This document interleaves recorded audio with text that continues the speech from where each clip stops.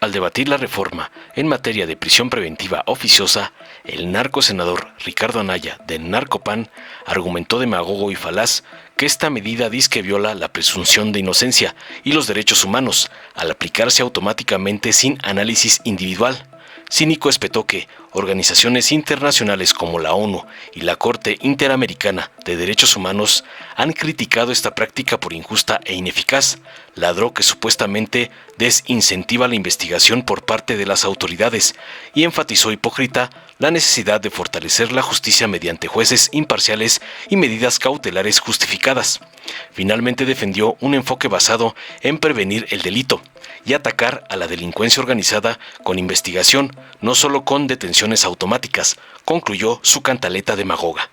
Tras oír las barrabasadas y sandeces del calderoncito lacayo del señor X, Manuel Huerta de Morena contundente sostuvo que la prisión preventiva oficiosa es una herramienta necesaria para garantizar la seguridad y combatir delitos graves, como la extorsión y el tráfico de fentanilo. Tajante criticó la postura de la narcooposición como desconectada de las necesidades del pueblo y acusó al Narcopan de ser responsable del desastre en materia de justicia. Además, defendió contundente el marco jurídico actual como parte de un plan integral de seguridad que incluye medidas sociales y legislativas. Finalmente subrayó que el pueblo apoya estas reformas y afirmó tajante que la estrategia de seguridad de la Cuarta Transformación prioriza a los culpables en prisión y a los inocentes libres. Concluyó para noquear al corrupto cobarde canalla. Veamos enseguida cómo el calderoncito es masacrado brutalmente por el senador Huerta, por estar en contra de que encarcelen a sus amigos narcos, como le mandó su padrote, el ampón Claudio X. Con su permiso, presidente. Adelante. El tema que hoy estamos discutiendo es sin duda uno de los temas más delicados y más graves que hemos discutido en esta legislatura, porque después de la vida, el valor más importante para un ser humano es su libertad. Y lo que hoy nosotros vamos a decidir impacta sobre la libertad de decenas de miles de personas. Ojalá podamos tener un debate de altura, un debate sensato, que se centre verdaderamente en el artículo 19 constitucional y en los términos en los que está siendo reformado. Lo primero que creo se tiene que aclarar es que nadie en las comisiones, y entiendo nadie en este pleno, se opone a la prisión preventiva. Nadie está en contra de la medida cautelar establecida en el Código llamada prisión preventiva. Y todas y todos coincidimos en que quien cometa los delitos graves de extorsión, tráfico de fentanilo, uso de comprobantes fiscales falsos, vaya a prisión. Entonces, ojalá no terminemos en este falso debate como si unos estuviéramos en contra de la prisión preventiva y quisiéramos delincuentes en la calle. Todos reconocemos la medida cautelar y todas y todos queremos a los delincuentes en la calle. Ese no es el debate. El debate tiene que ver con la prisión preventiva automática, la prisión preventiva oficiosa. Eso es lo que nos señaló apenas hace unos días el Alto Comisionado para los Derechos Humanos de la Organización de las Naciones Unidas. Nos pidió expresamente a nosotras y a nosotros votar en contra de la prisión preventiva automática, y en su carta reconoce la necesidad de la prisión preventiva siempre y cuando sea justificada. Lo mismo, las dos sentencias de la Corte Interamericana de Derechos Humanos no son en contra de la prisión preventiva, son dos sentencias en contra de la prisión preventiva automática, oficiosa, le llama la legislación mexicana. ¿Qué es eso de la prisión preventiva automática a lo que se opone la ONU, la Corte Interamericana de Derechos Humanos y muchas y muchos de nosotros? Como ustedes saben, en un proceso penal, cuando un ministerio público acusa a una persona y judicializa la carpeta, se celebra una audiencia inicial. El objetivo de la audiencia inicial es que el juez tome una decisión binaria: vincular a proceso para iniciar, no para sentenciar, para iniciar un proceso en el que el Ministerio Público presentará pruebas y el acusado tendrá derecho a defenderse, o no vincular a proceso. Esa es la decisión binaria que toma el juez.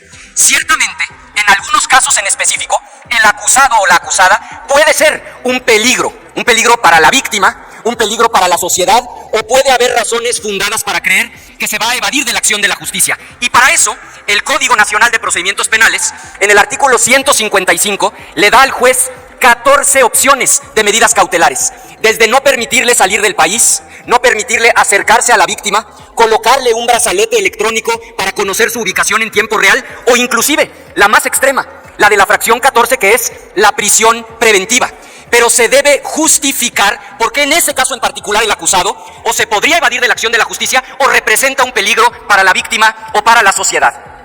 La prisión preventiva automática o justificada, esta que ha condenado la ONU, esta que la Corte Interamericana para los Derechos Humanos nos ha ordenado eliminar de la Constitución y ha ordenado a los juzgadores inaplicar, es otra cosa distinta. Es que en los casos en que el acusado esté siendo imputado por cualquiera de los delitos que están en el artículo 19, el juez no tiene margen para decidir. El juez está obligado de oficio, de manera automática, por eso se le llama prisión preventiva oficiosa automática, a dictarla. Decía ahora mismo Claudia Anaya y decía muy bien, en ese absurdo catálogo está el robo a casa habitación. No es lo mismo una banda de delincuentes violentos que roban casas, en donde muy probablemente se justificaría la prisión preventiva, que una empleada doméstica acusada de haberse robado algo, no lo han probado, no está sentenciada. Si esa carpeta se judicializa en contra de esa empleada doméstica, el juez necesariamente, porque está en el catálogo del 19, el robo a casa habitación, la tiene que meter a la cárcel 2 años en lo que se investiga. Esa es la gravedad de lo que se está discutiendo el día de hoy. Por eso es que la ONU, la Corte Interamericana de Derechos Humanos y algunas y algunos de nosotros, entiendo que no hay unanimidad, consideramos que es violatoria de los derechos humanos, particularmente de la presunción de inocencia. Porque además, en el nuevo sistema de justicia penal, el estándar probatorio para vincular a proceso es bajísimo, es decir, el nivel de certeza que debe tener el juez para vincular a proceso es mínimo, porque apenas va a iniciar el procedimiento que efectivamente culminará con una sentencia. Que de manera automática, cuando a una persona se le vincula a proceso, se le meta a la cárcel 2 años, es un absoluto despropósito y es una violación a los derechos humanos. Pero no solo es violatoria de los derechos humanos y no solo es injusta, es ineficaz y es contraria al propósito que ese sí, creo, todas y todos compartimos. Porque todas y todos queremos la pacificación del país.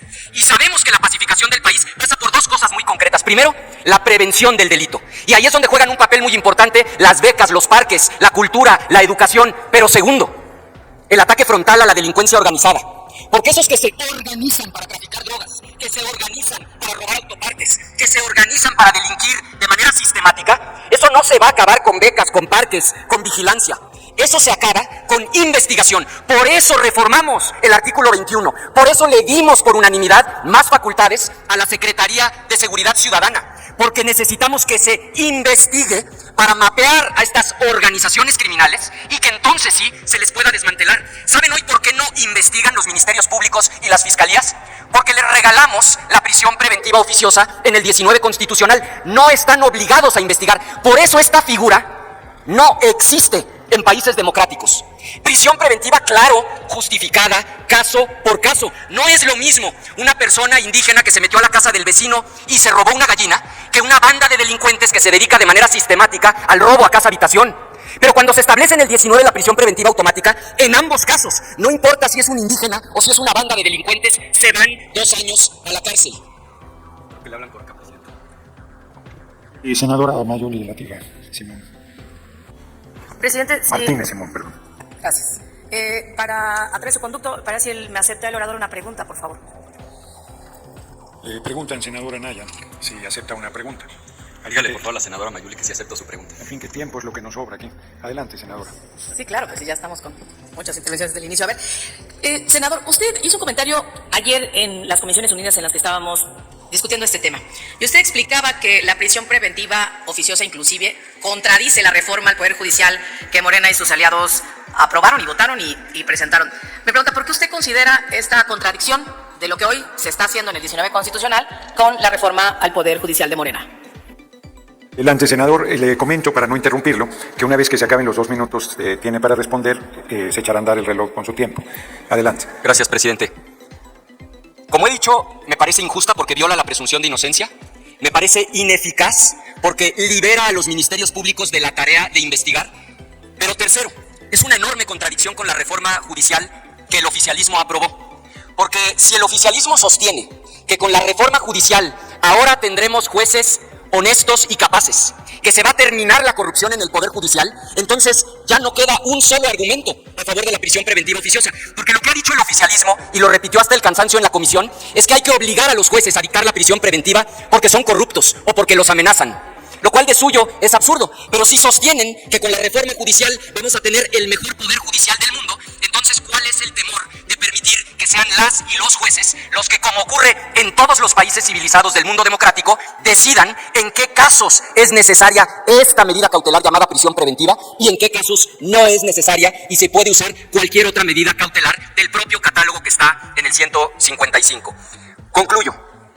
Creo que nadie en este pleno está en contra de que exista una medida cautelar llamada prisión preventiva. No necesitan recordarnos que hay casos concretos donde el acusado es un peligro para la víctima o para la sociedad. Nadie en este pleno quiere extorsionadores o traficantes de fentanilo en las calles. Ese no es el debate. El debate es que no se aplique de manera automática porque viola la presunción de inocencia y porque atropella y destruye la vida de decenas de miles de personas inocentes. Es cuanto, presidente. Ay. Ahí nos decían algunos compañeros que hay senadores que están para el Oscar en su actuación. Y lo decían, oye, pero yo no le entendía la pregunta que le hicieron. No, ni le vuelvan a preguntar que tampoco le vas a entender. Ya se les acabó el discurso. Miren, hace un día nos decían, para que vean qué desubicación traen, decían, ¿qué prefieren? ¿Un culpable en la calle o un inocente en la cárcel? Oh, la cuarta transformación tiene mucha claridad. Queremos los culpables en la cárcel y los inocentes en la calle. Nosotros no traemos confusiones. Y en este debate, que luego quieren ser muy asépticos, como si el 19 constitucional no estuviera inmerso en la propia Constitución para empezar. Sus 136 artículos, sus transitorios, sus 9 títulos, y como si no hubiésemos propuesto al pueblo de México un plan C para este segundo piso de la transformación. Y en eso estamos debatiendo. Cada iniciativa, cada acción que realizamos va en ese contexto. No estamos aquí esperando a que vengan los extranjeros, las cortes interamericanas, que venga la ONU, que venga este señor, ¿cómo se llama? Ustedes lo saben bien, el que va a tomar el poder en Estados Unidos, Trump, su ídolo ahora, que venga aquí a meter orden en México. No, los mexicanos somos capaces, y este Senado, en esta ley que le estamos sin asepsia, estamos planteando este proyecto de reforma al 19 constitucional para la prisión preventiva oficiosa para combatir los delitos relacionados con precursores y sustancias químicas esenciales para drogas sintéticas, fentanilo y derivados, delitos contra la salud, contrabando y actividades relacionadas con falsos comprobantes fiscales. Y como ayer lo decía en las comisiones el senador Gonzalo, y la extorsión, que es un delito de acciones, de cadenas de acciones que mantienen en un largo periodo este delito y que es necesario, como aquí se ha dicho en las exposiciones iniciales, legislar en esta materia. Miren, para decirlo claro, compañeros y compañeras, en materia de seguridad y justicia no podemos ser cortoplacistas y pedir que las soluciones lleguen sin los elementos necesarios para que esto ocurra. Estamos en un debate, y ese es nuestro debate, centrados en la justificación de la prisión preventiva oficiosa, y el pueblo debe de saber que estamos concentrados en dotar a la estrategia de seguridad pública de los elementos necesarios para que ocurra. No basta, próximos días, un presupuesto que a ustedes ni se les ocurre, ni se les hubiera ocurrido en el mejor de sus sueños, que se vuelve la peor de sus pesadillas. 800,000 millones de pesos para programas sociales, aumentos salariales, programas estratégicos de inversión pública y privada para este renacimiento del país. Claro que vamos a las causas, pero como tal vez es lo último que suscribo de lo que se dijo aquí, también hay que ir en esta estrategia al combate también en este proceso de la transformación de la delincuencia. ¿Cómo hacemos para que las víctimas vean restituido su derecho ante un delito y su agresor? ¿Qué pasa cuando nos enfrentamos a delincuentes habituales, reincidentes, cometiendo delitos de delincuencia organizada? La prisión preventiva oficiosa saca de las calles a estos infractores. Obviamente, y por tanto, debe ser contemplada desde una visión social. Cuando el presunto agresor o infractor puede huir, cuando existen amenazas a las víctimas, cuando se contamina la prueba. Hay una naturaleza social en esta medida. Es cierto, la posibilidad de que se prive la libertad de una persona inocente es injustificable en un sistema de derechos humanos. Es parte de la imperfección de los sistemas y de lo que un Estado democrático como el nuestro busca evitar, y en ello estamos comprometidos. Ya también las reflexiones de la ONU y de las Cortes Interamericanas han ampliado sobre esta reflexión. Por lo tanto, nosotros desde el Legislativo quiero decirle yo aquí al pueblo de México que estamos comprometidos con la seguridad y la justicia.